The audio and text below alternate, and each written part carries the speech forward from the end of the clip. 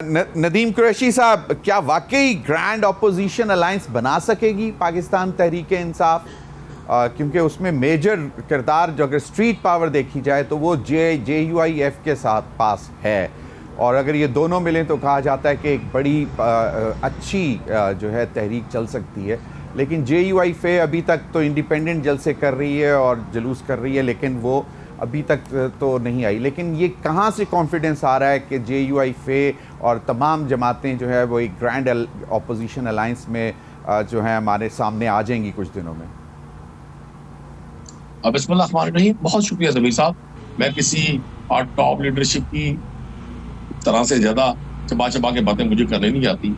मौजूदा सरकार ने जिस तरह से पाकिस्तान के आइन पर हमला आवर होने की प्लानिंग की हुई है और मुस्तकिल हमले का है, जिस तरह से सुप्रीम कोर्ट को एक देहात की पंचायत से भी कम लेवल पर ये ले गए हैं, और जिस तरह आए रोज बजाय इसके कि हुकूमती तरजीहात में अवाम की वेलफेयर हो, बजाय ये झूठे फिगर्स देने के, बजाय ये मीडिया पर एड चलाने के, आप एडवर्टाइजमेंट करने के कि जी महंगाई कम हो गई है, आम आदमी की जिंदगी में कोई बेहतरी लाने की कोई कोशिश हो, हुकूमत जिस तरह से बिलखुसूस तहरीक इंसाफ को और हर उस सोच और उस फिक्र को जो उनके इस नजरिए पर उनके इस नजरिए को समझ गए हैं कि मौजूदा हुक्मरान सिर्फ और सिर्फ अपने जाती एजेंडे पे कार फरमाएं, अपना जाती एजेंडा उनकी तरजीह है, वो समझ गए हैं। ये उन सब आवाजों को, उन सारी वॉइसेस को, उन सारी सोचों को खत्म करना चाहते हैं।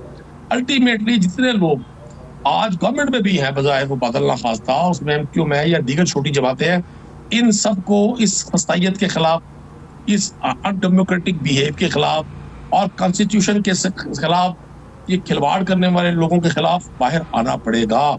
मैं कतन इस बात को इसका कायल नहीं हूं कि मौजूदा हुकूमत को जितना वक्त मिलेगा ये इस मुल्क के मस्बत चेहरे के साथ साथ इस मुल्क में अंदरूनी खलफशार को बढ़ाएंगे और इस मुल्क का मस्बत चेहरा मस्क करेंगे।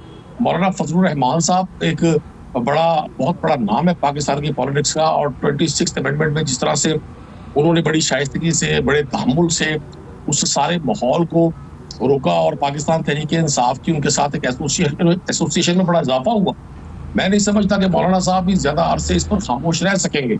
और आपने हाफिज अब्दुल्ला साहब को सुना होगा, उन्होंने भी कहा, और JUIF के बहुत सारे तर्जुमानों ने यह फरमाया कि जी हमसे तो तय ये था कि मंसूर अली शाह साहब चूंकि सीनियर मोस्ट जज है, he will be the chief justice. लेकिन जिस तरह से गवर्नमेंट की पॉलिसी थी, इन्होंने हर उस शख्स को सजा देने का फैसला किया हुआ है। हमें याहिया अफरीदी साहब पर भी पूरा एतमाद है, वो भी एक बड़ा शानदार कैरियर रखते हैं। लेकिन एक जुमला, मौजूदा सरकार का प्लान ये है, मौजूदा हुकूमत का, कि हर उस सोच को, हर उस नजरिए को, हर उस आवाज को दबा दिया जाए जो इनको अपनी राह में रुकावट महसूस होती है। ये जो ग्रैंड अलायंस बनेगा इंशाल्लाह, और पाकिस्तान की आवाम सही मानों में अपने वोट के इस्तेमाल की तरफ उसी वक्त जाएगी जब इस मुल्क में एक फेयर एंड फ्री इंतखाबात होंगे, बजाय इसके कि ये फॉर्म 47 के इंतखाबात हों और जो लोग असेंबलीज में भी मौजूद हैं वो मॉरली गिल्ट फील करें। हालांकि बिल्कुल सही नदीम कुरैशी साहब, मैं एक छोटा सा सवाल आपसे करूंगा और मैं चाहूंगा मुख्तसर सा जवाब दीजिएगा ताकि वो फिर इख्तियार वली साहब उस पर भी रिप्लाई कर सकें कि मुल्तान जहां पे आप हैं, जहां के आप रिप्रेजेंटेटिव हैं, MP हैं, वो AQI एयर क्वालिटी इंडेक्स में 2000 का बैरियर क्रॉस कर गया और पंजाब में लगी हुई इमरजेंसी, और आपकी चीफ मिनिस्टर साहिबा जेनेवा की खुशगवार हवाओं में है, तो उस पर कुछ कमेंट करना चाहेंगे? कुछ पार्लियामेंट में आपकी जो पंजाब की असेंबली है उसमें कोई आवाज़ उठाई है? पूरा पंजाब इस वक्त इस सूरत हाल से गुजर रहा है, इमरजेंसी की सिचुएशन है। जमीर भाई, ये 6-7 बड़े जो अजला है, डिवीजन्स है, वहाँ ये सूरत हाल है। और पंजाब असेंबली का इस पर एक सेशन हुआ था इस स्मोक के हवाले से, लेकिन चूंकि हुकूमत में नहीं है, हम अपोजिशन में हैं, हम तो सिर्फ यार लोगों को गुजारिश कर सकते हैं। और आपने बिल्कुल ठीक कहा, जब तक मरियम नवाज साहबा खुद माल रोड में, मुल्तान, लाहौर, गवाल मंडी इन इलाकों में पैदल मूवमेंट नहीं करेंगी और ये सारे हुक्मरान, उस वक्त तक ये हमें इस तरह के मसाइल को फेस करना पड़ेगा। जब तक यहाँ के हुक्मरान अपने इलाज के लिए दुबई, जेनेवा, लंदन, आपका पॉइंट आ गया, और गैर मुल्कों के हॉस्पिटल का इलाज करवाएंगे, हमारे आम आदमी की सेहत की सहूलियातें बेहतरी नहीं होगी। इख्तियार वली खान साहब हो या कोई भी शख्स हो, वो तो ये बात नहीं मानेगा। लेकिन अगर जो लोग 40 साल उपरांत रहकर अपने लिए एक अच्छा हॉस्पिटल जिसके इलाज पर वो एतबार कर सके वो नहीं बना सके, तो उनके दावों पर अवाम कैसे एतबार करे? सही, बिल्कुल सही। नदीम कुरैशी साहब, मैं चाहूँगा क्विकली ज़रा बताएं कि ये जो एक सूरत हाल बनाई हुई है, आप लोगों ने कहा हुआ है कि जनाब, अगर आप वैसे इन जो आप पहले भी बात कर चुके हैं, लेकिन अगर आप अभी भी रिस्पॉन्ड करना चाहें तो कर दीजिएगा। लेकिन मेरा सवाल आपसे ये है कि ये PTI ने क्यों इतना जो है वो इसको खुशाइंद समझा कि जनाब बस ट्रंप आ गए हैं तो अभी बस वो बानी PTI भी बाहर आ जाएंगे। हालांकि अली अमीन खान गंडापुर साहब का मैं कहीं बयान सुन रहा था, वो कह रहे थे कि अब बस खान ने फाइनल कॉल देनी है नवंबर में ही, और उसके बाद हम सब निकलेंगे और तब तक वापस नहीं आएंगे और कफन बांध कर निकलेंगे जब तक खान को हम रिहा करवा कर नहीं लेके आएंगे। तो पहले उम्मीदें वहाँ पे थी, जो अभी इख्तियार वली साहब ने भी कहा कि पहले एब्सोल्युटली नॉट कहते थे, अब कुछ और अब दूसरा जो है तरीकाकार यही है कि वायलेंस और फिर स्ट्रीट पे। कर दूं आपको, अमेरिका में जो ये गवर्नमेंट चेंज हुई है, वहां के लोगों ने वोट किया है। सबसे पहले तो बाइडेन सरकार से जो जुल्म का मौरिख लिखेगा फलस्तीन के लोगों के साथ हुआ, लबनान के लोगों के साथ हुआ और स्टिल हो रहा है। और जिस तरह से इन्होंने पूरी दुनिया को जंग में झोंक दिया और फिर अपने अपने उन जराइम पर ना कोई शर्मिंदगी का इजहार किया, बल्कि भरपूर तरीके से सपोर्ट किया इजराइल को, हमास पर, हिजबुल्लाह पर, उनकी लीडरशिप पर हमलों का और आम बच्चों का, फिलिस्तीनियों जालिम और जाबिर हुक्मरानों से जान छुटी है। ज़ाहिर है अमेरिका का इंटरनेशनली एक रोल है, वो सुपर पावर है पूरी दुनिया में। मैं तो खबर आदमी हूँ, मुझे तो ख्वाजा आसिफ साहब ने कहा था, मैंने खुद सुना उनको टीवी पर कि जी हमारे तो जो दिफाई आलात है वो वहां से आते हैं, हमारे जो मेडिसिन है वो वहां से आती है, हमारी पूरी इकोनॉमी उसके सर पर चल रही है। मुझे खुद ख्वाजा आसिफ साहब ने कहा कि जी साइफर का नाम लेकर इमरान खान साहब ने हमारे इंटरनेशनल रिलेशंस डिस्टर्ब कर दिए हैं।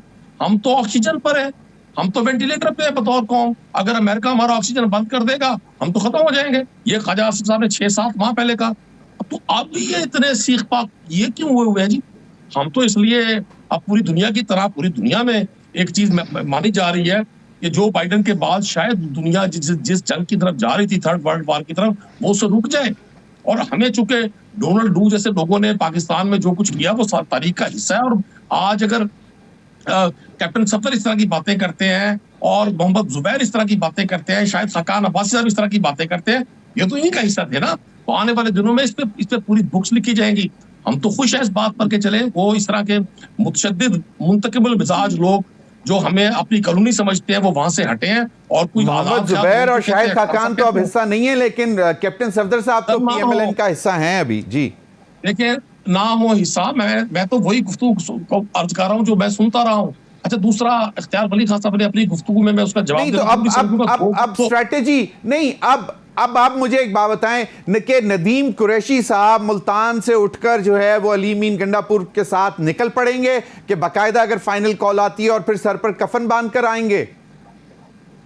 देखिए जी, 101% हम अपने कायद को, इमरान खान साहब को, उनकी तमाम सेकंड जो लीडरशिप है, शाह महमूद कुरैशी है, उमर सरफराज चीमा है, महमूद रशीद है, जाज चौधरी है, डॉक्टर यास्मीन राशिद है, और वो तमाम लोग जो इस जुल्म और जबर का शिकार है, हम उनको किस तरह हालात पर छोड़ दें, किस तरह इन जालिम और मुंतकिल मिजाज हुक्मरानों के रहमो करम पर छोड़ दें।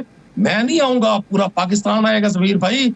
ये लावा पक रहा है, लोग देख रहे हैं कि आपके टीवी पर कहा जाता है जी महंगाई कम हो गई है। अभी इख्तियार वली साहब ने कहा जी फ्लड डिजिट कम हो गए। भाई आप एक तरफ फरमाते हैं कि जी बिजली के बिल हम कम कर रहे हैं, दूसरी तरफ एक कॉमन जो इलेक्ट्रिसिटी का यूजर है, आपने कमर्शियल मीटर जो मतलब 200 यूनिट चलाने वाला बंदा भी है, उस पे आपने 1000 से लेकर 5000 रुपए तक फिक्स कर दी है। सिर्फ मीटर एक यूनिट यूज ना करें आप 3000 बिल आएगा। आप कमर्शियल यूनिट जो आप 85 का पहुंचा हुआ है, सारी इंडस्ट्री हमारी शिफ्ट हो गई है। तो सरीहन जो लोग झूठ बोल रहे हैं, सरीहन जो लोगों को धोखा दे रहे हैं, सरीहन जो इस कौम को बेवकूफ बना रहे हैं, हम उनको कैसे चाहेंगे वो इस मुल्क के उपरांत रहे? वो तो आप कह रहे हैं, प्राइम मिनिस्टर भी कह रहे हैं कि आप दिसंबर से लेके फरवरी तक ज्यादा बिजली इस्तेमाल करें, आपको सहूलत मिलेगी, आपको सहूलत मिलेगी। बिल्कुल सही इख्तियार वली खान साहब, एक तो ये कि आप प्राइम मिनिस्टर साहब ने तो झूठ बोलने का ठेका लिया हुआ है। ये तो सर बात करता हूं मैं। 47 का पेट फाड़ रहे थे, चलें। इनकी बात पर कैसे एतबार किया जाए? जिसकी बात का सगा भाई एतबार नहीं करता, मैं और आप कैसे एतबार कर रहे हैं? चलें, एक